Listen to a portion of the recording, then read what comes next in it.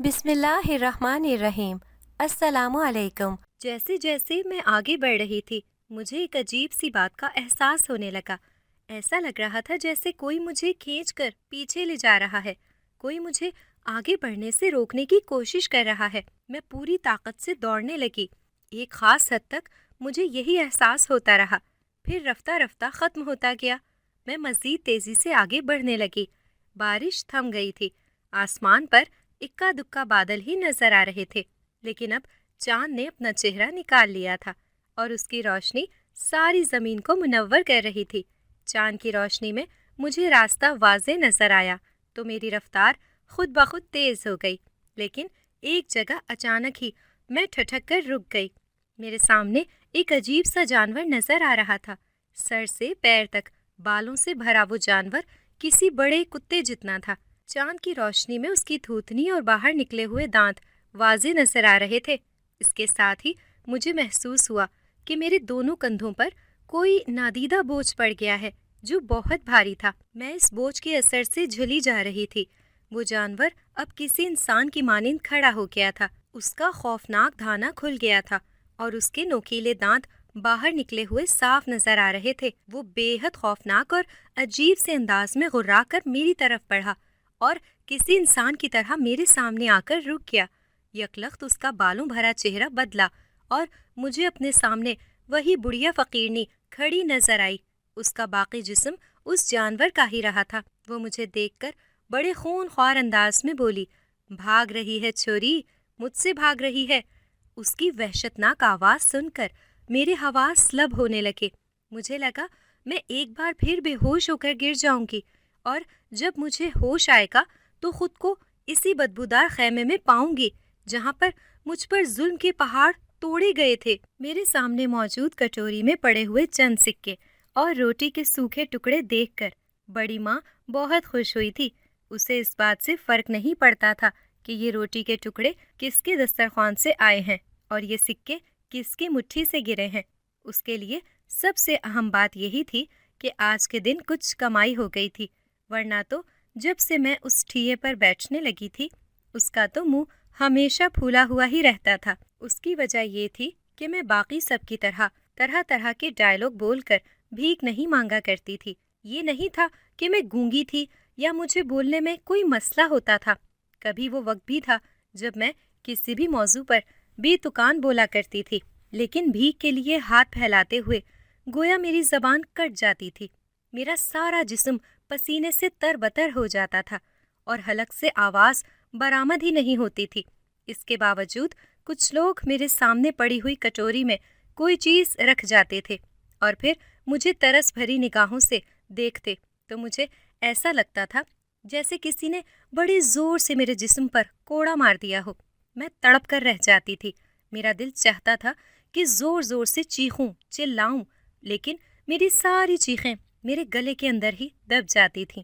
میں چپ رہنے اور لبوں کو مقفل رکھنے پر مجبور تھی، کیونکہ میرے پاس اور کوئی جائے پناہ نہیں تھی اور نہ ہی میں یہاں سے نکل کر کہیں اور جا سکتی تھی۔ میں نے بے بسی سے 60 سالہ بڑی ماں کو دیکھا۔ وہ 10، 20، 100 اور 50 کے نوٹوں کو بڑی تیزی اور مہارت سے جمع کرتے ہوئے گن رہی تھی۔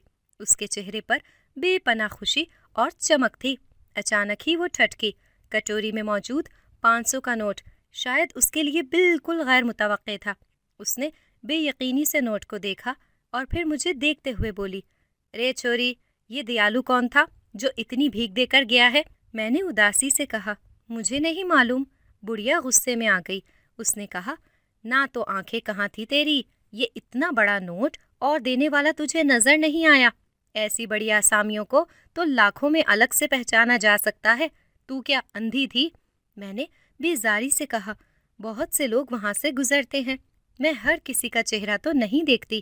بڑی اماں کے نام سے مشہور اس بڑھیا نے کہا، ویسے بات تو حیرت کی ہے، اتنے پیسے بھیک میں دیتے تو نہیں یہاں کے بخیل لوگ۔ میرے ساتھ بیٹھی ہوئی شازو نے کہا، بڑی ماں، کچھ دن سے ایک بابو لگنے والا لڑکا ادھر گھومتا پھرتا ہے، اس کی نظریں بھی اسی پر جمی ہوتی ہیں، مجھے تو لگتا ہے کہ اسی نے دیے ہیں۔ بڑھیا چونک کر مجھے دیکھنے لگی۔ اس کی نظروں میں ایسی خوفناک اور شفاف چمک نظر آ رہی تھی جس نے مجھے سر سے پیر تک لرزنے پر مجبور کر دیا۔ شازو نے کہا، بڑی ماں مجھے تو لگتا ہے کہ اس کے ساتھ کوئی چکر ہے اس کا۔ شازو کی بات سن کر بڑھیا نے معنی خیز نظروں سے مجھے دیکھ کر کہا، اچھا تو یہ بات ہے، کب سے نین مٹکا چل رہا ہے تیرا اس کے ساتھ؟ میں نے نفرت سے دیکھتے ہوئے کہا، میرا کسی سے کوئی نین مٹکا نہیں چل رہا، یہ جھوٹ بول رہی ہے۔ بڑھیا ہنستے ہوئے بے شرمی سے بولی، ارے تو کر لینا، کیا برائی ہے اس میں، ویسے بھی 4 پیسے ہی مل جائیں گے۔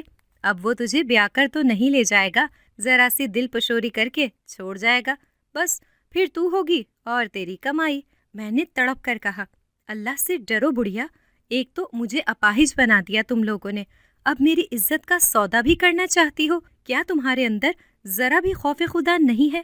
میری بات سن کر بوڑھی فقیرنی کا چہرہ غصے سے بگڑ گیا۔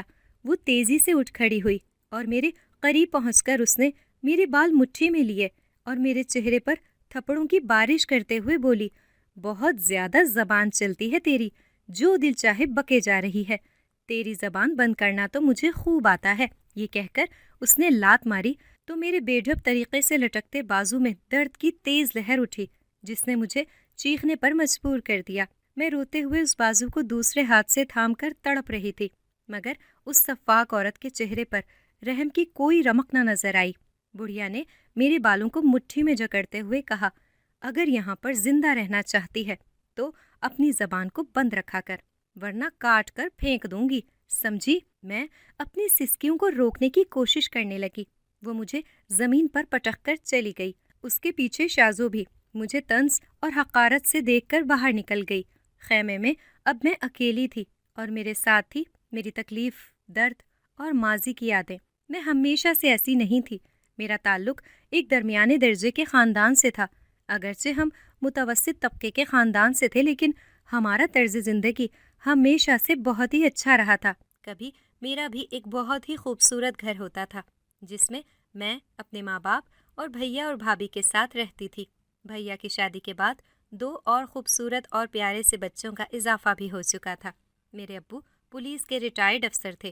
پولیس کے محکمے میں اپنے فائدے کے لیے رشوت خوری کرنا برا نہیں سمجھا جاتا، لیکن میرے والد ان چند گنے چگنے افسروں میں سے تھے جو کسی کے گھر سے دودھ کا گلاس لینا بھی حرام سمجھتے تھے۔ ان کی سچائی، فرض شناسی اور ایمانداری نے ان کے لیے اپنے فرائض منصبی کو انجام دینا بہت مشکل بنا دیا تھا۔ اعلیٰ افسران کی طرف سے بار بار ان کی راہ میں رکاوٹیں کھڑی کی جاتی تھیں، لیکن وہ اپنے راستے سے 1 انچ بھی نہیں ہلے۔ اسی نیکی اور سچائی کا سبق انہوں نے اپنے بچوں یعنی مجھے اور بھیا کو بھی گھول کر پلا دیا تھا۔ بھیا مجھ سے 8 سال بڑے تھے۔ سب سے چھوٹی ہونے کی وجہ سے میں گھر بھر کی بے حد لاڈلی تھی۔ بھیا نے اپنی کلاس فیلو سمرین سے شادی کا ارادہ کیا تو امی ابو کی طرف سے کوئی اعتراض نہ ہوا۔ وہ رشتہ لے کر گئے اور چند ماہ کے اندر اندر شادی بھی ہو گئی۔ سمرین بھابھی بہت اچھی تھی، وہ خوبصورت تو تھیں ہی، ساتھ ہی خدا نے انہیں بہترین سیرت سے بھی نوازا تھا۔ ان کا رویہ میرے ساتھ بڑی بہنوں کا سا رہا۔ شادی کے 4 سال کے عرصے میں وہ 2 پیارے سے بچوں کی ماں بن چکی تھی۔ ہماری فیملی مکمل تھی، ہنستے کھیلتے خوشیوں کے جھولے میں جھولتے ہوئے نہ جانے کب کس کی نظر لگ گئی اور ہماری خوشیوں کو آگ لگ گئی۔ ابو کی طرح بھیا بھی پولیس میں ہی تھے۔ اپنی ذہانت، دلیری اور ایمانداری کے بل پر جلد ہی وہ انسپیکٹر بن گئے تھے۔ مجرموں کے لیے ان کا نام کسی خوفناک خواب جیسا تھا جو انہیں راتوں کی نیند سے بھی محروم رکھتا تھا۔ بھیا کو کئی بار دھمکیاں دی گئی تھیں، مگر وہ سب کچھ نظر انداز کیے اپنے فرائض ادا کر رہے تھے۔ شاید انہیں لگا تھا کہ وہ ان لوگوں کا مقابلہ کر سکتے ہیں، لیکن وہ نہیں جانتے تھے کہ جو لوگ ان کے پیچھے پڑ چکے ہیں وہ صفاقی اور رحم دلی میں کس حد تک جا سکتے ہیں۔ اس رات بھی ہم سب کھانا کھا کر اپنے اپنے کمروں کی طرف چلے گئے تھے۔ میں نے دونوں بچوں کو ہوم ورک کروایا اور انہیں ان کے کمرے میں جانے کا کہہ کر اپنے کمرے میں چلی گئی۔ ابھی میں بستر پر لیٹی ہی تھی کہ دروازے پر دھماکہ سا ہوا۔ ایسا لگتا تھا جیسے کسی نے کوئی وزنی ہتھوڑا رسید کر دیا ہو۔ میں گھبرا کر باہر نکل آئی۔ بھیا دروازہ کھولنے کے لیے جا رہے تھے، ساتھ ہی جھنجھلائے ہوئے کہہ رہے تھے، ارے کون ہو تم بھائی، دروازہ توڑو گے کیا؟ صبر کرو، آ رہا ہوں کھولنے۔ لیکن جیسے ہی انہوں نے دروازہ کھولا، ایک فائر کی آواز آئی اور بھیا پیچھے ہٹتے ہوئے فرش پر گر پڑے۔ ان کے پیٹ سے خون کا فوارہ ابل رہا تھا۔ فائر کی آواز سن کر ابو، امی، بھابھی اور بچے سبھی اپنے کمروں سے باہر نکل آئے تھے۔ میں آنکھیں پھاڑ پھاڑ کر دیکھتی رہ گئی۔ بھیا چیخ کر بولے، جاؤ، چھپ جاؤ سب، لیکن کوئی بھی چھپنے کے لیے نہیں دوڑا۔ انہیں موت کے منہ میں چھوڑ کر ہم سب بھلا کیسے جا سکتے تھے؟ آنے والے 3 لڑکے تھے۔ انہوں نے قہقہے لگاتے ہوئے بھیا کو لاتیں مارنا شروع کر دیں۔ وہ ان کے زخم پر ٹھوکر مارتے اور جب بھیا تکلیف سے چیختے تو وہ بلند آواز میں ہنستے تھے۔ امی ابو سے یہ سب دیکھا نہیں گیا۔ وہ بھیا کو بچانے کے لیے دوڑے تھے، مگر چند قدم اٹھاتے ہی وہ دونوں خاک و خون میں لوٹ گئے۔ یہی حال بھابھی کا بھی ہوا تھا۔ میں نے بچوں کو لے کر بھاگنے کی کوشش کی، لیکن اس رات ہمارے خاندان کے لیے کوئی راہ فرار نہیں بچی تھی۔ انہوں نے مجھے بھی گولی مار دی تھی اور انہوں نے سب کی موت دکھانے کے بعد بھیا کو بھی مار دیا تھا۔ انہوں نے میرا سارا خاندان صفحہ ہستی سے مٹا دیا تھا، بچوں تک کو نہیں بخشا تھا۔ وہ اپنے تئیں تو مجھے بھی مار کر چلے گئے تھے، لیکن نہ جانے کس لیے میں زندہ رہ گئی تھی۔ مجھے ہسپتال کی ایک ڈاکٹر نے بچا لیا تھا۔ میں بہت عرصے تک روتی رہتی تھی۔ ہسپتال سے ڈسچارج ہونے کے بعد میں بے وجہ ادھر ادھر گھومتی رہتی تھی۔ میری آنکھوں کے سامنے میرے خاندان کی لاشیں گھومتی رہتی تھیں۔ پھر رفتہ رفتہ میرے اندر کا غم، غصے اور انتقام کی آگ میں ڈھل گیا۔ میں اپنے خاندان کے قاتلوں سے بدلہ لینا چاہتی تھی، لیکن میں نہیں جانتی تھی کہ میں کیسے انہیں ڈھونڈوں۔ ایک دن اسی ادھیڑ بن میں بیٹھی تھی کہ سڑک کنارے بیٹھی ہوئی اس فقیر سے ٹکرا گئی۔ وہ بڑی گھاک تھی، ایک نظر میں ہی جان گئی تھی کہ میں مصیبت زدہ ہوں۔ اس نے بڑے پیار سے بیٹی بیٹی کہہ کر مجھے اپنے محبت کے جال میں پھانسا اور مجھے اپنے اس قبیلے میں لے آئی۔ یہ پیشہ ور بھیک مانگنے والے خانہ بدوشوں کا قبیلہ تھا۔ میں یہاں پر آ تو گئی تھی، لیکن مجھے علم نہیں تھا کہ یہاں سے واپسی کتنی ناممکن ہوگی اور مستقبل میں مجھے کیسے عجیب و غریب پراسرار حالات سے سامنا کرنا پڑے گا۔ یہاں رہتے وہ دوسرا دن تھا۔ اس دن مجھے جلدی ہی نیند آ گئی تھی۔ میں کھانے کے فوراً بعد گہری نیند سو گئی تھی۔ آدھی رات کو میری درد کے شدید احساس کے ساتھ آنکھ کھل گئی۔ میں نے گھبرا کر اٹھنے کی کوشش کی، مگر مجھے محسوس ہوا کہ میں بڑی ہی سخت بندشوں میں جکڑ لی گئی ہوں۔ یہ محسوس کرتے ہی میرے حواس پر چھائی ہوئی غنودگی ٹوٹنے لگی تو دائیں بازو میں درد کا بے پناہ احساس ہوا۔ میں نے خود پر کسی کو جھکتے ہوئے دیکھا۔ وہ وہی بوڑھی فقیرنی تھی۔ آہستہ آہستہ میرے تمام حواس بیدار ہو گئے۔ میں نے چلا کر کہا، یہ کیا ہو رہا ہے؟ آہ، میرا بازو! تکلیف سے میری آنکھوں میں آنسو آ گئے تھے۔ اس بڑھیا نے میرا بازو پکڑا ہوا تھا اور وہ اسے بڑے ہی عجیب انداز میں موڑ رہی تھی۔ میرے چیخنے پر اس نے ایک مکار مسکراہٹ سے کہا، کچھ نہیں ہے رے چھوری، تجھے بس اپنے قبیلے کا حصہ بنانے کی کوشش کر رہی ہوں۔ دیکھ، اب تو ٹوٹا ہوا جسم لے کر تو کہیں جائے گی نہیں، اب تو بھی ہماری طرح ہی بھیک مانگنے پر مجبور ہوگی۔ میں سر سے پیر تک لرز گئی۔ میرے اہل خانہ کے قتل کے بعد مجھ پر ہمیشہ سے ایک بے حسی کی سی کیفیت طاری رہتی تھی۔ مجھے لگتا تھا کہ میں ڈر اور خوف کی منزلوں سے بہت آگے گزر چکی ہوں، لیکن اس وقت مجھے جتنا ڈر لگا تھا اتنا شاید میں نے اپنی اب تک کی زندگی میں کبھی محسوس نہیں کیا تھا۔ بڑھیا اب میرا پیر پکڑ کر بیٹھی تھی۔ میں نے اس کے چہرے کی طرف دیکھا۔ مجھے ایسا لگا جیسے وہ چہرہ کسی انسان کا نہ ہو، کسی عجیب سی مخلوق کا ہو۔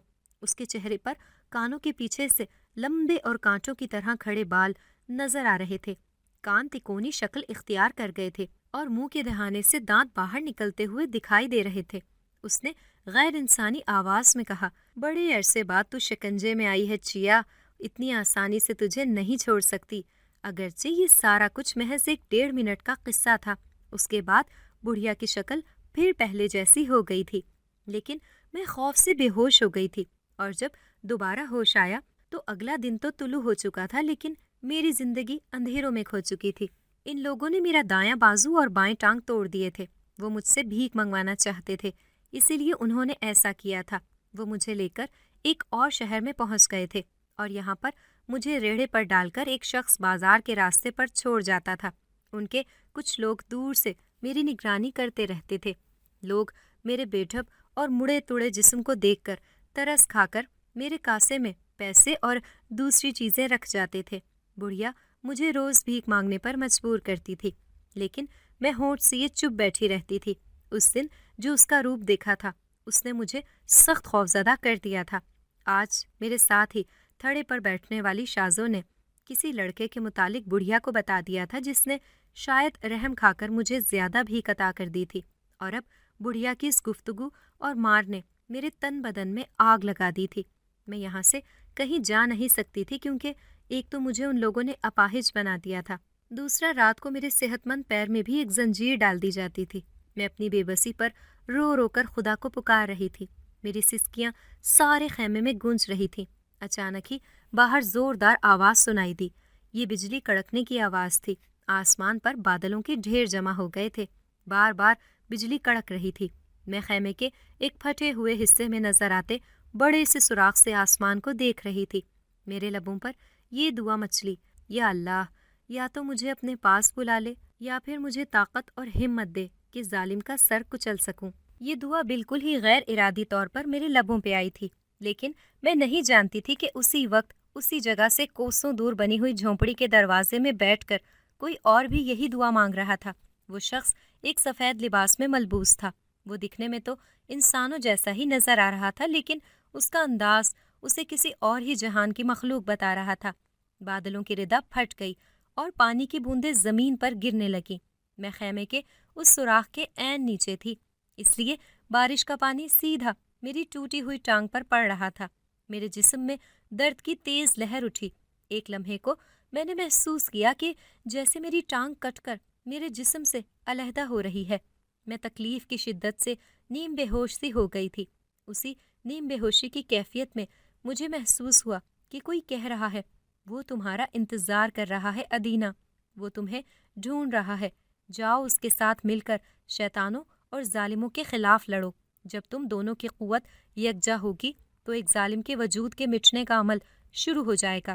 جاؤ ادینہ، سفید خنجر والے کو ڈھونڈو۔ میں نے تکلیف سے کراہتے ہوئے آنکھیں کھول دیں۔ میں اسی خیمے میں تھی، بارش سے بھیگی ہوئی۔ بظاہر سب کچھ ویسا ہی تھا جیسا کچھ دیر پہلے تھا، لیکن کچھ تھا جو بدلا تھا۔ میں نے اضطراری طور پر حرکت کی اور اس کے ساتھ ہی مجھ پر انکشاف ہوا کہ میں اپنی ٹوٹی ہوئی ٹانگ کو حرکت دے سکتی ہوں، اور اب مجھے کوئی بھی درد یا تکلیف نہیں ہو رہی تھی۔ ایسا لگ رہا تھا جیسے میری یہ ٹانگ کبھی ٹوٹی ہی نہ ہو۔ اس سے زیادہ حیران کن وہ ٹوٹی ہوئی زنجیر تھی جس سے میرا دوسرا پیر بندھا ہوا تھا۔ وہ زنجیر ریزہ ریزہ ہو کر ٹوٹ چکی تھی۔ میں دم بخود سے یہ سب دیکھتی رہی، پھر اچانک ہی چونک کر ہوش میں آ گئی۔ کسی نے مجھے آزاد کر دیا تھا۔ شاید کرب و اذیت کے حال میں مانگی گئی میری دعا قبول ہو گئی تھی۔ میرا بازو پہلے کی طرح ہی تھا، لیکن ٹانگ بالکل ٹھیک ہو چکی تھی۔ میں نے آسمان کی طرف دیکھا۔ بارش ابھی بھی جاری تھی۔ بار بار بجلی کڑکتی تو سارا گرد و پیش روشن ہو جاتا۔ میں نے احتیاط سے باہر جھانکا۔ باہر کوئی بھی نہیں تھا۔ اس کڑکتی بارش اور سردی میں ہر کوئی اپنے خیمے میں دبکا ہوا تھا۔ میں احتیاط سے خیمے سے باہر نکلی اور ایک طرف چل پڑی۔ مجھے سمت کا کوئی اندازہ نہیں تھا۔ میں بس جلد سے جلد اس منحوس جگہ سے دور جانا چاہتی تھی۔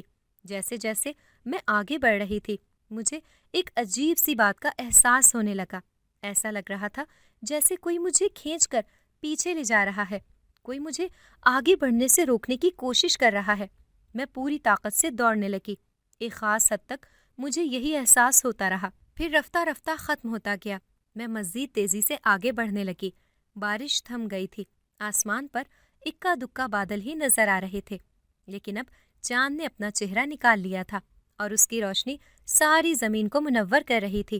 چاند کی روشنی میں مجھے راستہ واضح نظر آیا تو میری رفتار خود بخود تیز ہو گئی، لیکن ایک جگہ اچانک ہی میں ٹھٹک کر رک گئی۔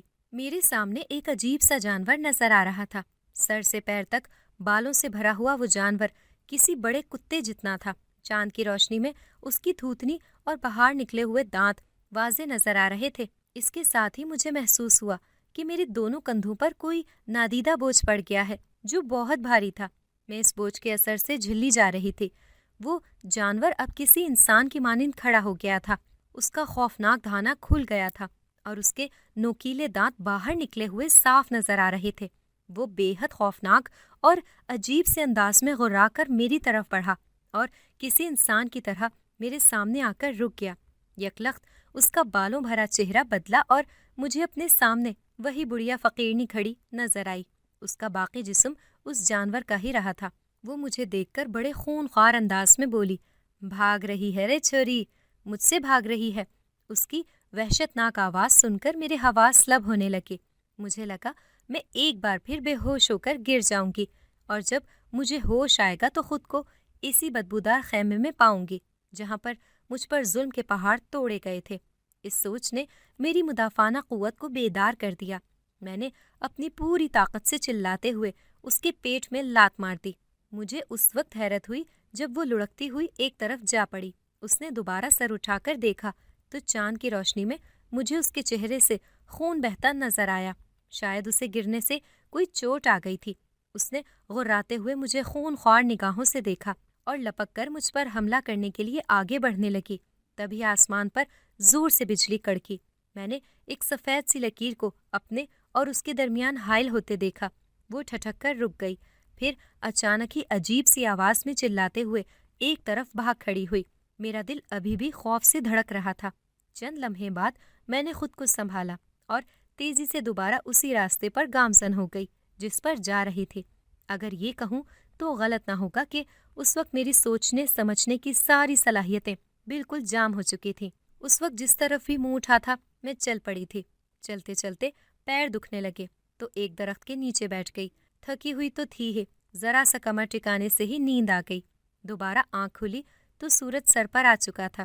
نیند لینے سے میری طبیعت بالکل تر و تازہ ہو چکی تھی اور دماغ بھی اب کچھ بہتر سوچنے کے قابل ہو گیا تھا۔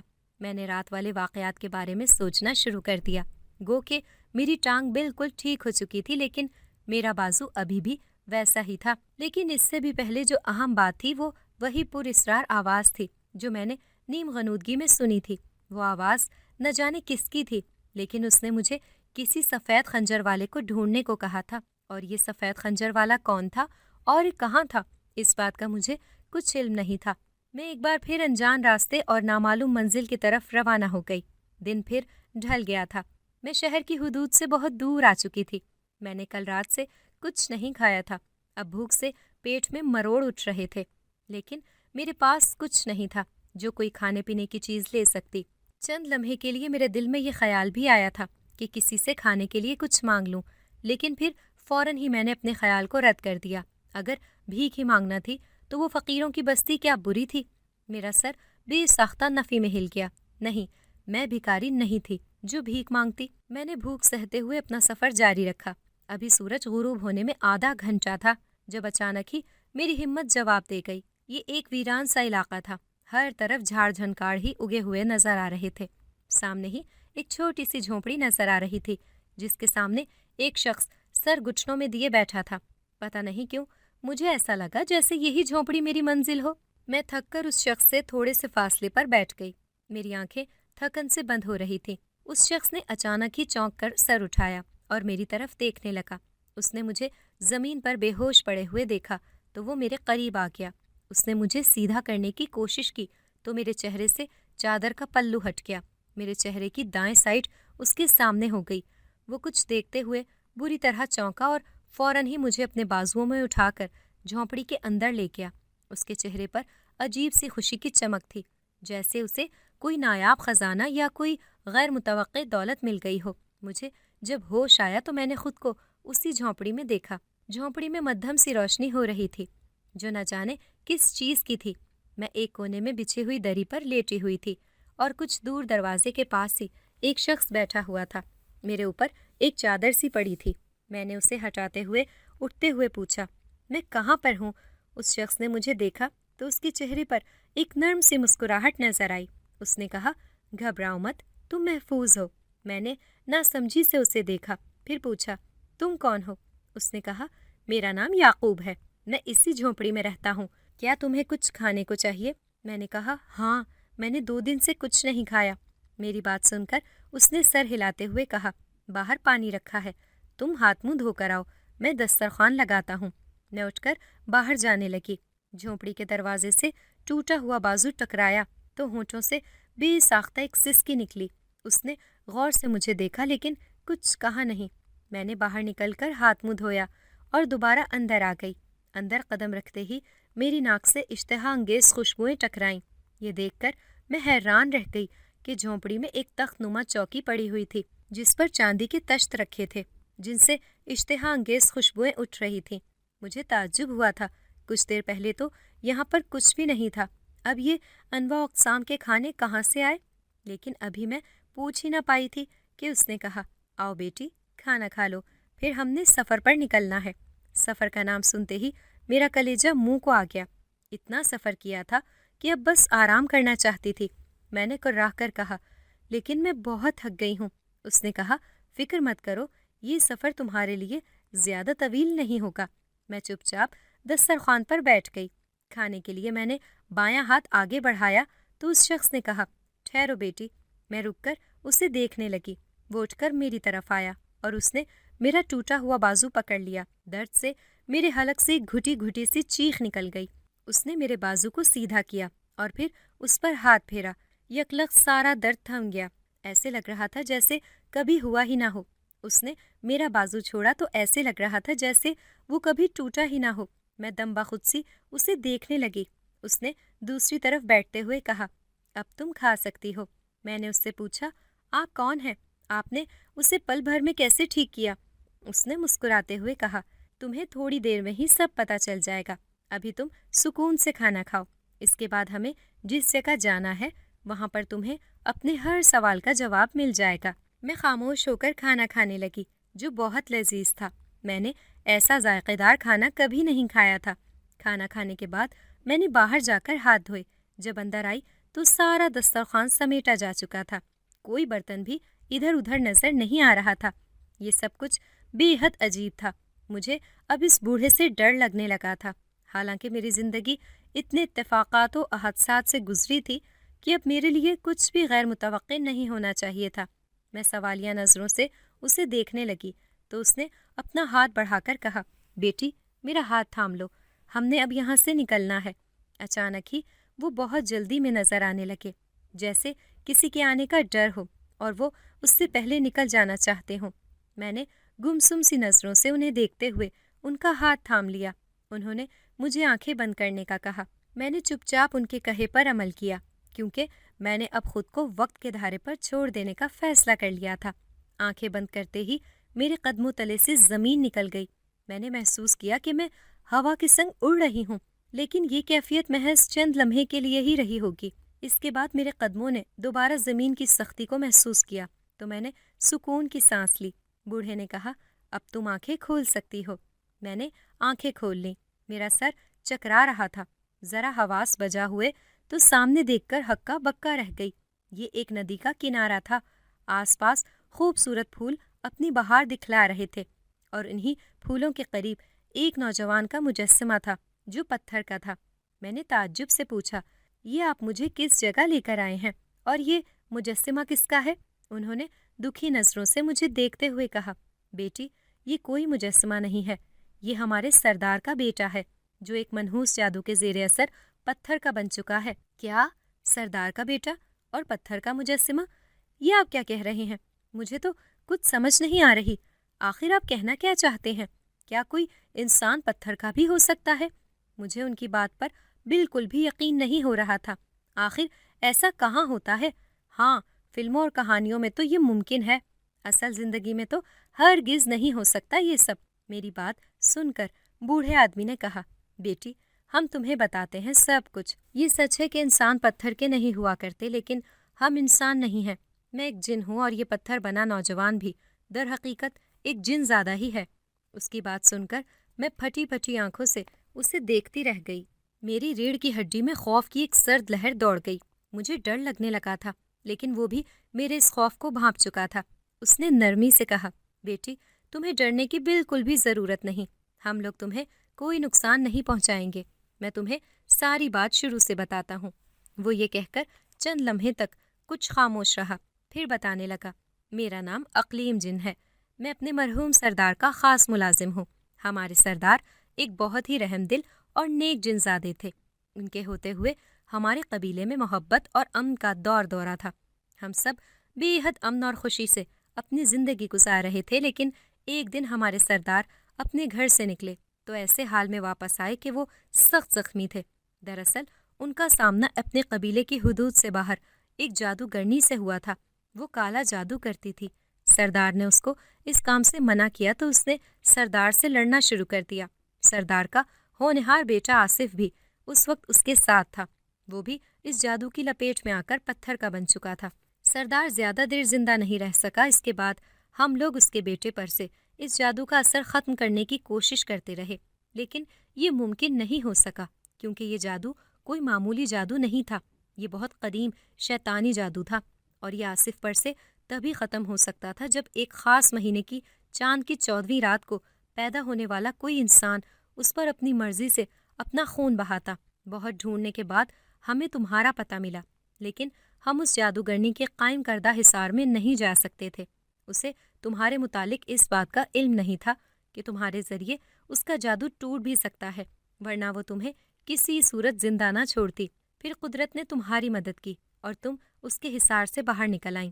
تب اسے بھی پتہ چلا اب وہ تمہاری جان کی دشمن بن گئی ہے۔ اس سے ہم اسی صورت مقابلہ کر سکتے ہیں جب آصف ٹھیک ہو جائے، کیونکہ ہم سب میں سے زیادہ علم اسی کے پاس ہے۔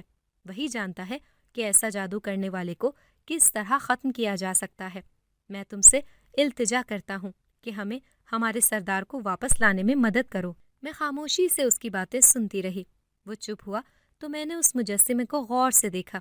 اس حالت میں بھی وہ بے حد خوبصورت لگ رہا تھا، لیکن اس سے بھی زیادہ اہم تھا اس کے ہاتھ میں پکڑا ہوا خنجر جو سفید رنگ کا تھا۔ مجھے پراسرار آواز کی ہدایت یاد آئی۔ اس میں بھی مجھے سفید خنجر والے کو ڈھونڈنے کا کہا تھا۔ اس کا مطلب تھا کہ وہ سفید خنجر والا یہی جن زادہ تھا۔ اس کی مدد کر کے میں اس ظالم جادوگرنی کو ختم کر کے بہت سے لوگوں کو بچا سکتی تھی۔ میرا دل پگھلا، لیکن ساتھ ہی ایک اور سوچ بھی ذہن میں کود آئی۔ میں نے کہا، ٹھیک ہے، میں آپ کی مدد کروں گی، لیکن میری بھی ایک شرط ہے۔ اس نے پوچھا، کون سی شرط؟ میں نے کہا، اگر تم میرے بارے میں اتنا کچھ جانتے ہو تو یقیناً یہ بھی جانتے ہوگے کہ کچھ عرصہ پہلے میرے سارے خاندان کو کچھ نامعلوم لوگوں نے بڑی بے دردی سے قتل کر دیا تھا۔ اگر تم ان کے قاتلوں کو ڈھونڈنے اور ان کا بدلہ لینے کا وعدہ کرو تو مجھے اپنی گردن کاٹنے کا بھی کوئی غم نہیں ہوگا۔ میری بات سن کر اس کے چہرے پر مسکراہٹ آ گئی۔ اس نے کہا، میں وعدہ کرتا ہوں بیٹی، لیکن تمہیں اپنی گردن نہیں کٹوانی پڑے گی۔ بس تم اپنے ہاتھ کی ہتھیلی پر اس خنجر سے اپنا چیرا لگا دو اور اس سے نکلنے والا خون آصف کے دل پر مل دو۔ میں نے اس سے خنجر لے لیا اور اپنے ہاتھ پر ایک لمبا سا کٹ لگا لیا تو بڑی تیزی سے خون بہنے لگا۔ میں نے فوراً ہی وہ خون جنزادے آصف کے سینے پر دل کی جگہ لگا لیا۔ اگلے ہی لمحے اس مجسمے کے سارے جسم میں سرخ لکیریں سی بننے لگیں، پتھر میں دراڑیں پڑیں اور چند لمحے بعد اس مجسمے سے دھواں نکلنے لگا۔ میں گھبرا کر کچھ پیچھے ہٹ گئی۔ کچھ دیر بعد جب دھواں چھٹا تو میرے سامنے وہ مجسمہ ایک جیتے جاگتے نوجوان کی صورت میں کھڑا نظر آیا۔ میں گنگ کھڑی تھی۔ بوڑھا جن آگے بڑھا اور اس نوجوان سے روتے ہوئے لپٹ گیا۔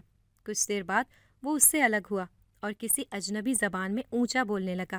اس کی آواز سن کر پتہ نہیں کہاں سے بہت سارے لوگ آ گئے اور اس نوجوان کو محبت سے دیکھ کر نعرے لگانے لگے۔ مجھے ان کی باتیں سمجھ نہیں آ رہی تھیں۔ وہ نوجوان بار بار میری طرف اشارہ کرتا تھا اور بولتا جاتا تھا۔ میں تھک کر گھاس پر نیچے بیٹھ گئی تھی۔ پھر مجھے نہیں معلوم کب میں پھر سے بے ہوش ہوئی۔ آنکھ کھلی تو ایک خوبصورت کمرہ تھا۔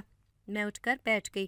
میرے سامنے کھڑکی کے پاس وہی دلکش نوجوان کھڑا تھا۔ اس نے مجھے بیٹھے دیکھا تو کہا، کیسی ہیں آپ؟ کوئی تکلیف تو نہیں؟ میں نے کہا، نہیں تو، لیکن آپ مجھے یہاں کیوں لائے ہیں؟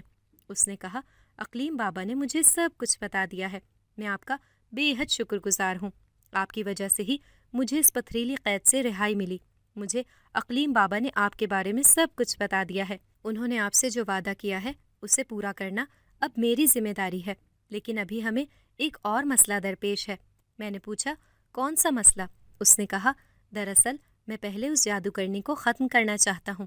اس نے نہ صرف میرے بابا کو مارا ہے بلکہ اور بھی کئی بے گناہوں پر اس نے ظلم کیے ہیں۔ میں نے پوچھا، لیکن آپ اسے کیسے ختم کریں گے؟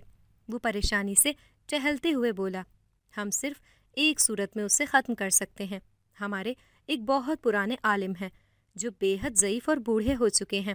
ان کا ایک بیٹی کے سوا دنیا میں کوئی نہیں تھا اور اس کا جوانی میں ہی انتقال ہو چکا ہے۔ اس کے بعد سے ان کا دنیا سے دل بھر گیا اور وہ ایک ویرانے میں گوشہ نشین ہو گئے ہیں۔ ہمیں ان سے ان کی وہ خاص انگوٹھی چاہیے۔ جس میں ایک طلسم چھپا ہوا ہے.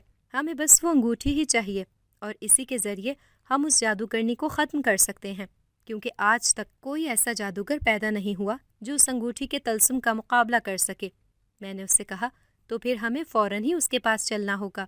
اس نے مسکرا کر کہا ہاں ہاں چلیں گے، لیکن پہلے آپ نہا دھو کر اس فقیروں والے لباس سے تو نجات حاصل کر لیں.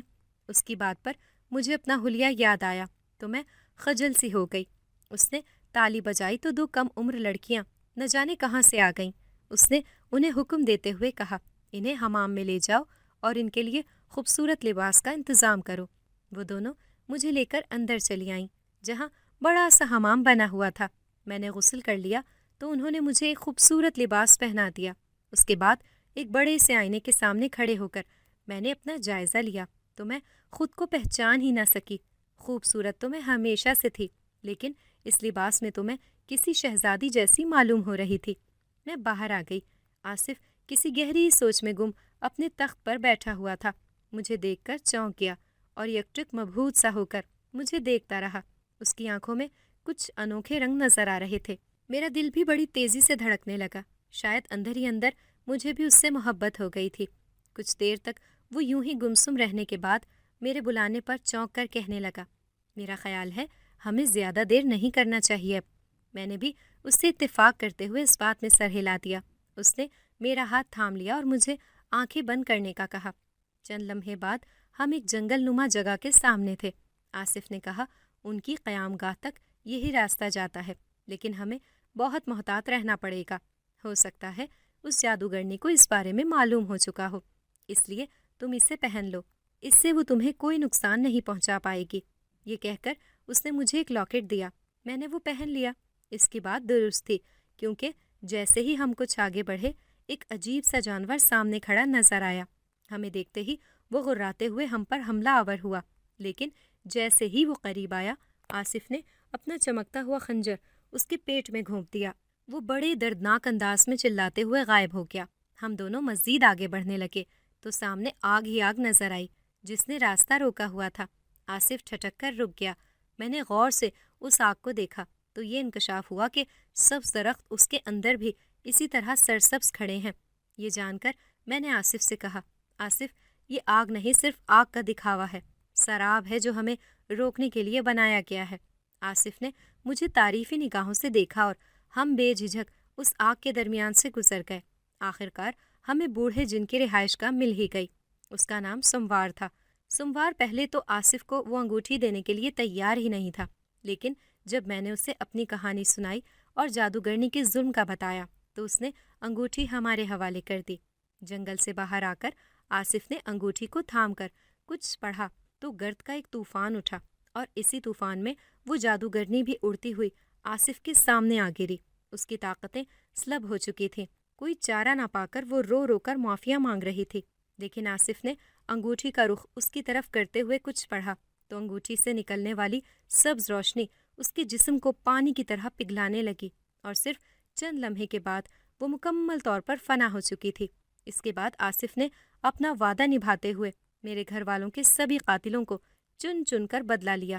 جب سب ختم ہو گئے تو اس نے مجھ سے کہا ادینہ اس دنیا میں تمہارا کوئی نہیں ہے، اگر تم کہیں جانا چاہو تو بتا دو، میں تمہیں چھوڑ آؤں گا.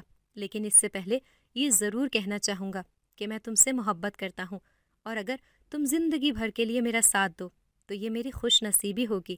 محبت تو میں بھی اس سے کرنے لگی تھی، اس لیے میں نے بھی اس سے شادی پر رضامندی کا اظہار کر لیا، کیونکہ اب میں بھی اس کے بغیر نہیں رہ سکتی تھی. اگر آپ کو ہماری آج کی کہانی پسند آئی ہے تو اسے لائک کریں، شیئر کریں اور چینل کو سبسکرائب کرنا مت بھولیے گا، تاکہ آپ کو ہر نئی آنے والی ویڈیو کا نوٹیفیکیشن بر وقت ملتا رہے.